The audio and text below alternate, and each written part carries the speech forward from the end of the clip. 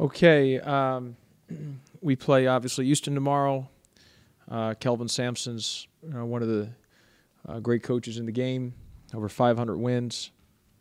Houston's a very good basketball team, can really shoot the three-point shot. I think like 50% of their shots are threes. Stiggers is playing as he's playing as a first-team all-league type of player. They've got really good perimeter players. They do a great job of floor spacing. They play hard, and they beat Texas Tech and then won again the other day. So they're a team that can really shoot the basketball, and they space the floor. And like I said, they're extremely well coached. What is your gauge on them? I mean, they lost 3 games in a row. They've won a couple now, but they lost to some bad teams. Is that just kind of putting this mix together? They've got some different. No, I think they're a dangerous three-point shooting team. They're one of the 15 best in the country in made three-pointers per game. I do think, they're new coach and new guys. It just takes a little time to get a rhythm, and I also think that there's the way it is in college basketball for anybody, unless you're maybe 3 or 4 teams out there. If you don't play well, you got a good chance of losing. And there's about 3 or 4 teams that can get away because they're juggernauts. They're a notch above, and they could probably have an off game and still win. Where most teams, I think, 99.9% of everyone else is if you don't play well, you have a good chance of losing, and that's what happens. And that's just the norm in college basketball right now, the way the game is. What's Shaq's status, and what have you seen from him like this practice? Yeah, Jason, Shaq's back. His 1-game suspension for the team violation, so he's back. He's been fine. He's been fine in practice. We like Austin said, we need Shaq. Shaq's a big part for our team and for what we want to be done. But he's got to get out. He's got to get out of his little bit of a slump what he's in, and that comes down to him playing with great energy, great effort, and that's something that just needs to be done, every possession. And it's going to happen. He's just got to snap out of it, and he's got to be ready. So when he plays tomorrow, he's got to be ready to get the job done. You sense that although he's down off the court, are you seeing the same Shaq? No, he's the same Shaq, but I'm sure he's got a little.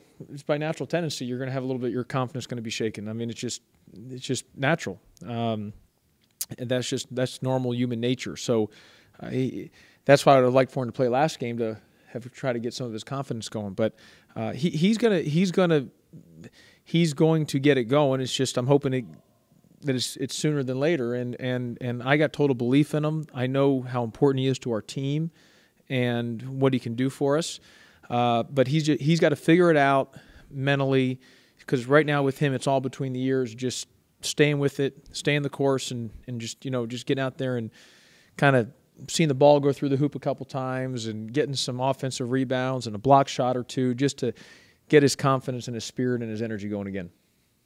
You talked a lot at the beginning of the year about just how much time it would take to get everyone used to your teammates, their roles. How do you feel going into the game? Well, I said early on, all summer and all preseason that this was going to be a transitional year. There was going to be peaks and valleys, highs and lows. That this was going to be a year that there's going to be some rebuilding to be done because of the amount of new guys that we had. That being said, I do think that I also said that I do think that we should be starting to see us play our best basketball heading into January and/or conference play, which to this point of the season we are playing our best basketball. Our last 4 games we've played well. I mean, really, even go back to the Bradley game, we've played well. So we're starting to play our best basketball at this point of what we've had up to the season to this point. We still got work to do, and I'm just telling you, there still could be valleys and lows that we could encounter. But my fingers are crossed that there are no more valleys and lows that can happen. But with our team, it's a 1-game situation each game, and I'm keeping, like I said, keeping the fingers crossed that any of those lows that we've had or those valleys are done with. But obviously, through time, there's a possibility that they could come back. But I think right now, there's no question we're playing our best basketball. I like where we're at, and I'm excited and enthused to see how we move forward, starting conference play to keep the momentum going that we've had over the last stretch of games. And I'm excited to see how do we come out tomorrow and play. Both said they felt that there was kind of new life starting a new season, if you will. Do you sense that from the guys? Yeah, I mean, well, it's granted everyone's 0-0. We got to start a chance to the conference is wide open. I think SMU is the early season favorite probably going into the league, but I think every team's got a realistic shot to win the league. I think the champion of the league could be 14-4 or 13-5. I think. There's no game of anyone on anybody's home court that's a guaranteed win for anybody. I think it's a wide open league from top to bottom. It's anybody's for anybody's taken, and I think it's going to be an exciting league race all the way through the end. I know there's a new staff at Houston, but how much do you take away from last year's game and some of these players that like Stiggers and Rose? Well, I mean, you know those guys because of you've played against them for so long, but I mean, obviously there's some different things that they're doing now, just system wise, but you have some familiarity with the personnel. Josh, it seems like also during this stretch, Pookie's maturation has really come to the Yep. fore. And I think Burrell has really shown Yep. his ability not only to play at this level, but possibly playing at the next level. His ability to hit the three and slam. Yeah, Gil. One thing with Trey Sean is he's starting to really get going, and that's exciting to see. And the same thing with Pookie, both guys. And we're going to need both those guys to continue to play at a high level for us. They're going to have to be guys that really are elite guys, especially on the offensive end, of really helping us on that, because that's helped us not have the droughts. That's helped us get back to the pace that we're used to having, because those guys are scoring the ball at a high level, and we need to have that continuation as we move forward. You mentioned Houston's three-point shooting. Does that start with Stiggers? There's only, besides 24 and 25, Pollard and number 25. I mean, everyone else, even number 1 will come in and shoot a couple threes, but really that's it. Everyone else is a three-point shooter. I mean, Knowles 0. Three-point shooter. I mean, they'll have Barnes, be at the 4 and Knowles at the 5 at times, and that means they have 5 shooters. Sometimes they play with Barnes at the 5. So there's times where they have 5 perimeter guys on the floor at one time, meaning that they've got 5 legit three-point shooters. So you've got to be prepared for that.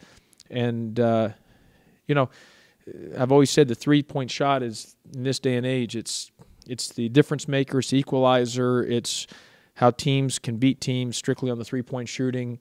It's what the dunk was in the 80s, just a different type of the game due to the three-point shooting. Is there less margin of error this year for you in conference play, considering last year you had the Old Spice Classic title, you had that Oklahoma State win, you could lean back on, play Florida very well? Well, Jason, for us to even talk about the NCAA, we have to win a lot of games. I mean, there's got to be a lot. We have a long way to go. We're only sitting here at 7-4, so we could lose 3 in a row and then string off 15 in a row of wins. You know what I mean? So I just think we just got to try to. Our mentality right now is just try to continue to get better, but try to string as many wins as we can get, and let the chips fall where they fall. And no matter what, you're going to have, no matter what happens in the league, you're going to have it 1 week to win, to try a chance to win multiple games to try to get an automatic bid. But the best thing that we can do is try to win as many as we can. However we get there, we just need to try to get there to win as many as we can. Okay, thanks everybody.